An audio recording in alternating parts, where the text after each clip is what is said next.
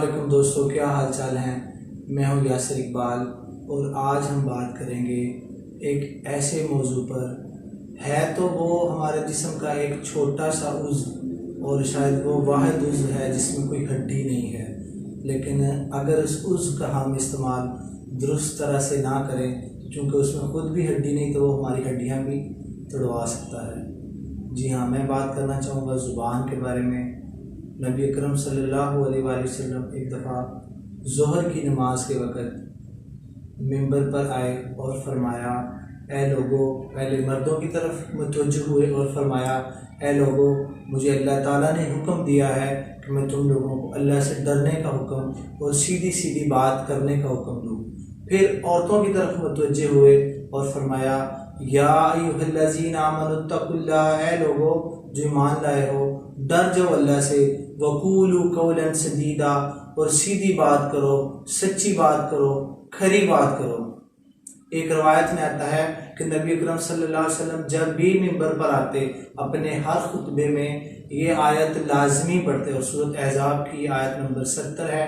اور اس کے بعد، اس آیت کے بعد جو اگلی آیت ہے، یصلح لکم اعمالکم ویغفر لکم ذنوبکم ومن یطع اللہ ورسولہ فقد فاز فوزا عظیما.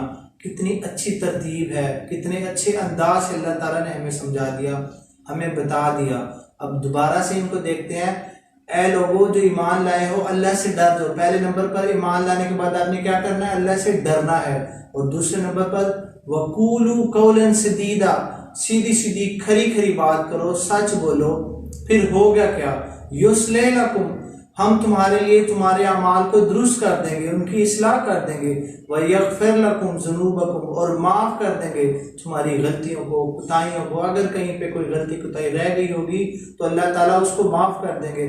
وَمَنْ يُطِعِ اللَّهَ، جو اطاعت کرے اللہ کی، وَرَسُولَهُ، اور اس کے رسول کی، فَقَدْ فَازَ فَوْزًا عَظِيمًا، اس کے لیے بہت بڑا عظیم، بہت عظیم مرتبہ ہے، مراد ہے، درجہ ہے.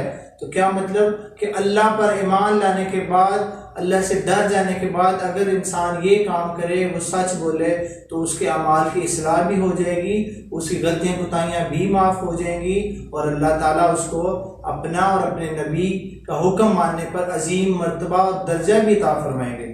اور یہ دو آیات سورۃ احزاب کی آیت نمبر 70 اور 71، 70 اور 71 نبی اکرم صلی اللہ علیہ وسلم نے خطبۃ النکاح میں بھی شامل کی. خطبۃ النکاح، جب نکاح ہوتا ہے تو یہ آیات پڑھنا اور یہ سنانا، اس کا کیا مطلب ہے، اس کا کیا مقصد ہے؟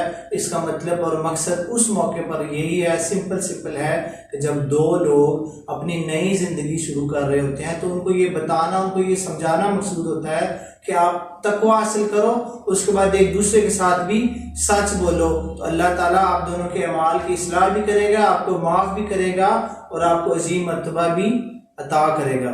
ہم لوگ بھی سچ بولتے ہیں، صحیح بات ہے، ہم مسلمان ہیں، لیکن سچ ہم بولتے کب ہیں؟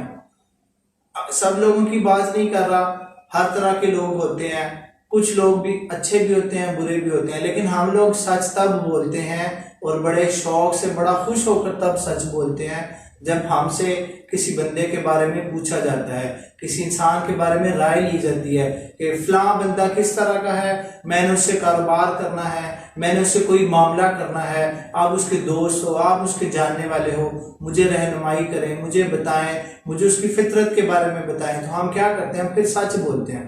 اور سچ میں ہم کیا بولتے ہیں؟ اس بندے کی جتنی خامیاں ہوتی ہیں، جتنی کمیاں کوتاہیاں ہوتی ہیں، وہ ساری ہم اس اگلے بندے کے سامنے رکھ دیتے ہیں، اور ہم زور دے رہے ہوتے ہیں کہ ہم یہ سچ بول رہے ہیں، حالانکہ یہ سچ نہیں ہوتا. یہ بہت بڑا گناہ ہے جو ہماری زبان سے سرزد ہوتا ہے. میں آپ کو بتاتا ہوں، نبی اکرم صلی اللہ علیہ وسلم سے ایک دفعہ پوچھا گیا کہ اللہ کے رسول، اے اللہ کے نبی صلی اللہ علیہ وسلم، غیبت کیا چیز ہے؟ تو نبی مکرم صلی اللہ علیہ وسلم نے فرمایا، غیبت وہ بات ہے جو تو اپنے بھائی کے بارے میں کرے، اور وہ بندہ جس کے بارے میں تو یہ بات کر رہا ہے وہ اس کو ناپسند کرے.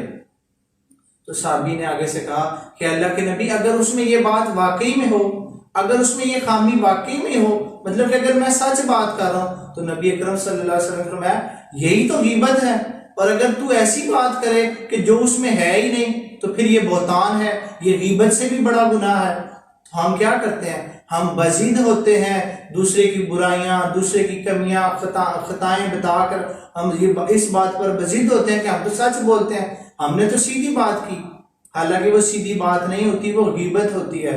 اور غیبت جب نبی اکرم صلی اللہ علیہ وسلم کو معراج کی رات جنت اور جہنم کا وہ سارا کروایا گیا، ان کو دکھایا گیا، جنت بھی دکھائی گئی اور جہنم کا بھی وہ ان کو دکھایا گیا، تو ایک گروہ ایسا تھا جس سے نبی اکرم صلی اللہ علیہ وسلم کا گزر ہوا، تو نبی مکرم صلی اللہ علیہ وسلم نے دیکھا کہ اس گروہ کے جو ناخن تھے وہ تانبے کے بنے ہوئے تھے اور لمبے لمبے تھے، تو کیا دیکھتے ہیں کہ وہ گروہ اپنا چہرہ اور اپنا سینہ چھیل رہا ہے، کھینچ رہا ہے اپنے ناخن سے، تو جبرائیل علیہ السلام سے نبی اکرم صلی اللہ علیہ وسلم نے پوچھا تو انہوں نے فرمایا یہ وہ لوگ ہیں جو اپنے بھائیوں کا گوشت کھاتے تھے، یہ وہ لوگ ہیں جو لوگوں پر الزام تراشی کرتے تھے۔ مطلب کیا ہوا؟ سورۃ الحجرات میں اللہ تعالیٰ نے فرمایا ہے کہ اپنے بھائی کی غیبت کرنا مردار کھانے کے برابر ہے، اس کو مردار کھانے سے تشبیہ دی گئی ہے، اور اس موقع پر بھی یہی کہا گیا کہ جو لوگ غیبت کرتے ہیں، جو لوگ چغلی کرتے ہیں، جو لوگ برائی کرتے ہیں، ان کو یہ سزا دی جاتی ہے، ان کو یہ سزا دی جائے گی قیامت کے دن۔ حضرت ابوبکر صدیق آپ نے سنا ہوگا، آپ کو پتہ ہے مکرم صحابی ہیں، انبیاء کے بعد ان کا نمبر ہے، تو ایک دفعہ نبی اکرم صلی اللہ علیہ وسلم بھی ادھر کھڑے ہوئے تھے، ابوبکر صدیق رضی اللہ تعالیٰ عنہ بھی کھڑے ہوئے تھے، ایک کافر بندہ حضرت ابوبکر صدیق رضی اللہ تعالیٰ عنہ کو برا بھلا کہہ رہا تھا، ان کو باتیں کر رہا تھا، تو ابوبکر صدیق رضی اللہ تعالیٰ عنہ چپ کر کے کھڑے ہوئے تھے، بس اس کی باتیں سن رہے تھے، اس کو کوئی جواب نہیں دے رہے تھے، تو نبی اکرم صلی اللہ علیہ وسلم جو ساتھ کھڑے ہوئے تھے وہ ہنس رہے تھے، مسکرا رہے تھے، خوش ہو رہے تھے، لیکن کیا ہوا کہ ابوبکر صدیق رضی اللہ تعالیٰ عنہ نے اس بندے کو جواب دیا جو ان کو برا بھلا کہہ رہا تھا، اور اس کو کہا تھا کہ جو تو مجھے کہہ رہا ہے وہ تو ہے، وہ سب کچھ تیرے لیے جو تو میرے لیے کہہ رہا ہے۔ تو یہ بات کہنی تھی، نبی اکرم صلی اللہ علیہ وسلم نے اپنا منہ دوسری طرف کر لیا اور ناگواری کا اظہار کیا۔ بعد میں ابوبکر صدیق رضی اللہ تعالیٰ عنہ نے اللہ کے نبی سے پوچھا، اے اللہ کے نبی، اے حضور صلی اللہ علیہ وسلم، کیا بات ہے؟ جب وہ بندہ مجھے برا بھلا کہہ رہا تھا تو آپ دیکھ رہے تھے، مسکرا رہے تھے، آپ خوش ہو رہے تھے، اور جب میں نے اس کو جواب دیا تو آپ نے ناگواری کا اظہار کیا اور آپ نے منہ دوسری طرف کر لیا۔ تو حضور اکرم صلی اللہ علیہ وسلم نے فرمایا، اے ابوبکر، میں دیکھ رہا تھا جب وہ بندہ تجھے برا بھلا کہہ رہا تھا تو تیری طرف سے ایک فرشتہ اس کو برا بھلا کہہ رہا تھا، وہ تجھے کوئی بات کرتا تھا تو فرشتہ اس پر لعن طعن کرتا تھا، فرشتہ تیری جگہ پر اس کو جواب دیتا تھا، لیکن جیسے ہی تو بولا تو فرشتہ چلا گیا، تو میں نے اس لیے منہ دوسری طرف کر لیا۔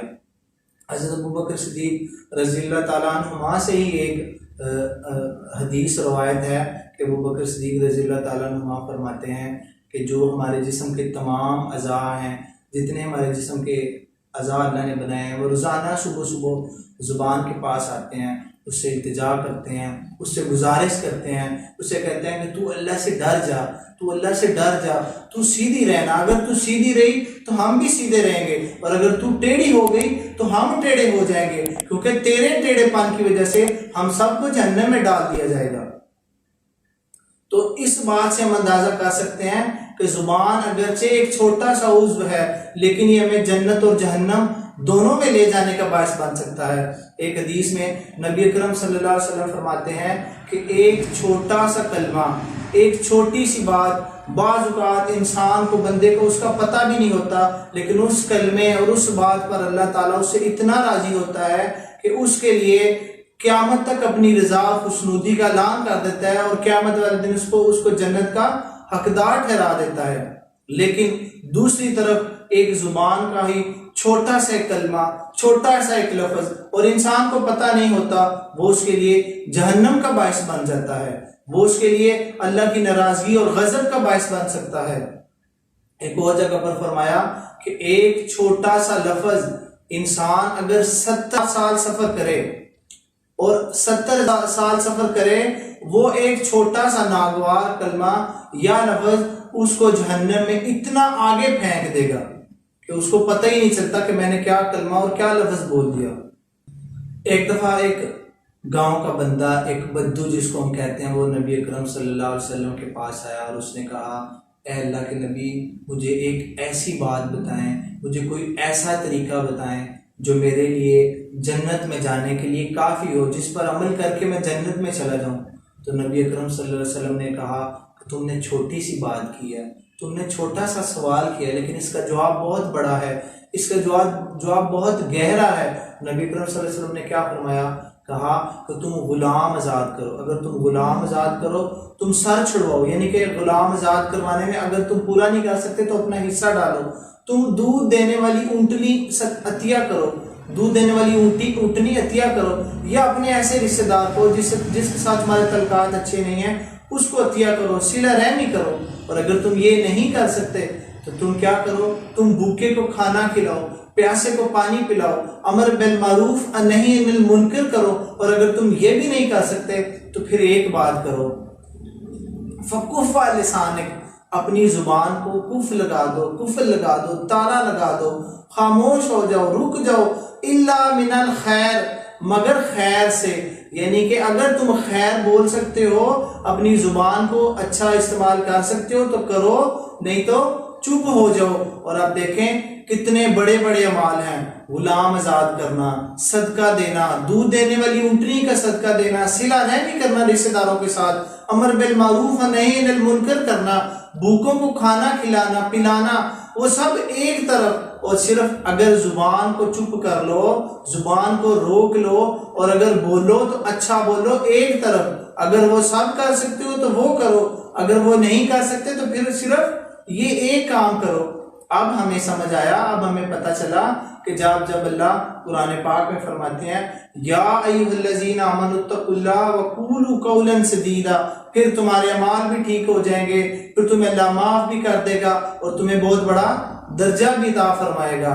نبی اکرم صلی اللہ علیہ وسلم کی اس حدیث سے، اس بات سے اس آیت کی تشریح ہمیں سمجھنے میں مدد ملے گی۔ ہم لوگ جھوٹ بولتے ہیں، ہم لوگ اپنی زبان بلا وجہ چلاتے رہتے ہیں، جھوٹ بولتے ہیں۔ ہم کچھ معاملات ایسے ہوتے ہیں کہ اگر ہم چپ بھی رہیں تو گزارا ہو جاتا ہے، لیکن ہم چپ نہیں رہتے، ہم ٹکا کے جھوٹ بولتے ہیں، ہم تان و تشنیع بھی کرتے ہیں، گالیاں بھی دیتے ہیں۔ اور نبی اکرم صلی اللہ علیہ وسلم نے فرمایا کہ جو بندہ مذاق میں جھوٹ بولنا چھوڑ دے وہ مجھ محمد صلی اللہ علیہ وسلم سے، اللہ کے نبی سے جنت میں گھر کی ضمانت لے لے۔ ہم کیا کرتے ہیں؟ مذاق میں ہم اگلے بندے کا کچھ چھوڑتے نہیں ہیں اور بعد میں ہم کہتے تھے ہم نے یہ تو مذاق کیا تھا۔ ہم لوگ تو ایسی قوم بن چکے ہیں کہ ہم نے تو ایک مذاق کے لیے دن رکھ لیا ہوا ہے، اپریل فول ہم مناتے ہیں، اور اس دن کتنے حادثات ہو جاتے ہیں، کتنے لوگوں کی جانیں چلی جاتی ہیں، کتنے لوگ ٹینشن اور ڈپریشن کا شکار ہو جاتے ہیں کسی دوسرے بندے کے فضول سے مذاق کی وجہ سے۔ جبکہ اللہ تعالیٰ کے نبی نے فرمایا جو مذاق میں جھوٹ بولے وہ اس کا برا ہو 2 دفعہ فرمایا کہ جو مذاق میں جھوٹ بولے۔ ہم مذاق کیا، ہم تو عادت بنا لی ہم نے جھوٹ بولنے کی۔ نبی اکرم صلی اللہ علیہ وسلم نے فرمایا کہ منافق کی 3 نشانیاں ہیں، منافق کی 3 نشانیاں ہیں کہ جب وہ بولے گا جھوٹ بولے گا، جب وہ وعدہ کرے گا وعدہ خلافی کرے گا، اور اگر اس کو امین بنایا جائے گا تو امانت میں خیانت کرے گا۔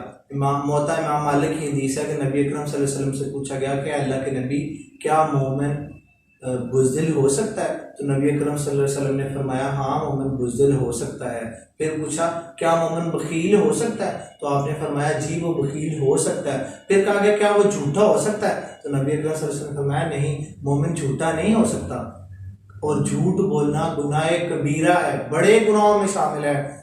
اسلام میں 3 جگہ پر صرف ہم لوگ جھوٹ بول سکتے ہیں جہاں پہ ہمیں شریعت رعایت دیتی ہے کہ ہم جھوٹ بول لیں۔ وہ 3 مقامات، یہ 3 جگہ کون سی ہیں؟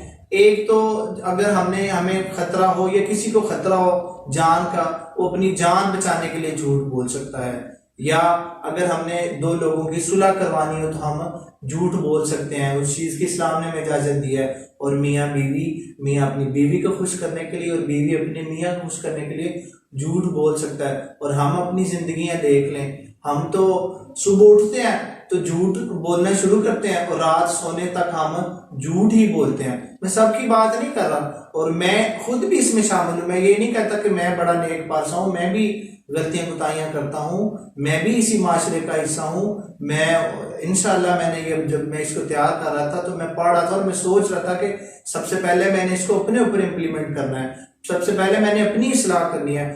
میں خود بذات خود بہت زیادہ تنقید کرتا ہوں سیاستدانوں پر، اور میں سوچ رہا تھا کہ میں ایسے ہی کرتا ہوں، میں ان کے گناہ جب جانتا ہی نہیں تو میں کیوں کرتا ہوں، ان کے گناہ غلطیاں کوتاہیاں میں کیوں اپنے سر لوں؟ تو میں انشاءاللہ میں خود اس کو کروں گا، اور میں امید کرتا ہوں کہ آپ لوگ جو اس کو سن رہے ہو دیکھ رہے ہو وہ بھی اپنے آپ میں سوچیں گے اور اپنا دیکھیں گے کہاں پہ وہ کتنا جھوٹ بولتے ہیں اور اس کو کس طرح کام کرنا ہے، آہستہ آہستہ اس کو کام کرنے کی کوشش کریں گے۔ تو میں امید کرتا ہوں اور میں دعا کرتا ہوں کہ اللہ ہمیں جھوٹ سے بچنے کی توفیق دے، سچ پر استقامت دے، سچ بولنے کی توفیق دے۔ نبی اکرم صلی اللہ علیہ وسلم کی ایک دعا ہے، اس میں وہ جھوٹ سے اللہ کی پناہ مانگتے ہیں، جھوٹ بولنے سے پناہ مانگتے ہیں۔ اللہ کے نبی تھے، وہ معصوم ہوتے ہیں، گناہ سے پاک ہوتے ہیں، جنتی ہوتے ہیں، انہیں دعائیں مانگنے کی ضرورت تو نہیں ہوتی ہے اس طرح، لیکن چونکہ وہ نبی ہوتے ہیں انہوں نے تربیت کا کام بھی کرنا ہوتا ہے، تعلیم کا کام بھی کرنا ہوتا ہے، تو نبی تعلیم و تربیت کرنے سے پہلے وہ چیزیں خود کر کے دکھاتے ہیں۔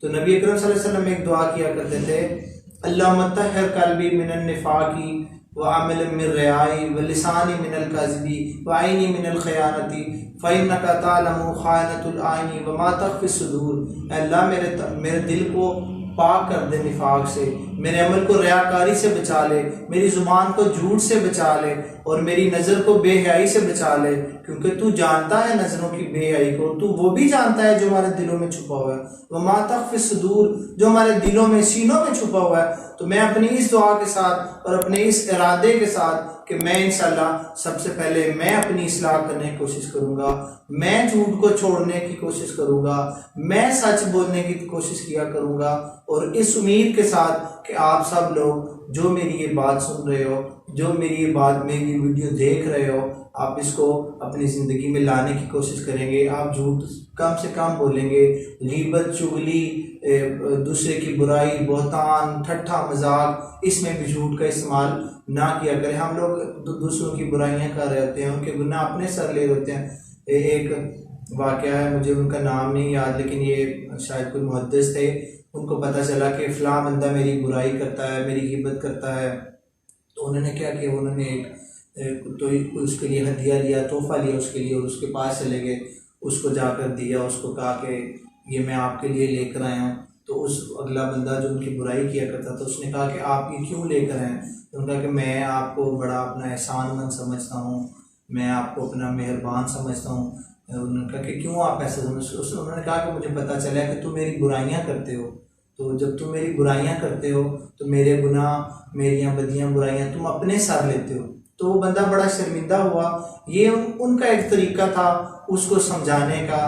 تو یہی ایک طریقہ ہمیں بھی اپنانا چاہیے کہ جو ہماری غیبت کرے، برائی کرے، ہم اس سے اچھی طرح پیش آئیں، اور ہم جو خود دوسروں کی برائیاں کرتے ہیں، جو دوسروں کو مذاق کیا کرتے ہیں، لغویات بولتے ہیں، اس سے اجتناب کریں جس حد تک ہو سکتا ہے۔ پھر ہمیں یہ تعلیم دی جاتی ہے کہ اپنی زبانوں کو اللہ کے ذکر سے تر رکھو۔ ہم اپنی زبان پر جھوٹ لانے کی بجائے اللہ کا ذکر لے کر آئیں، اللہ کا نام لے کر آئیں، اچھی بات کے لیے اپنی زبان کو استعمال کریں۔ اللہ ہمیں اس کی توفیق دے، اور ہمیں میرے سمیت سمجھنے اور عمل کرنے کی توفیق دے۔ السلام علیکم۔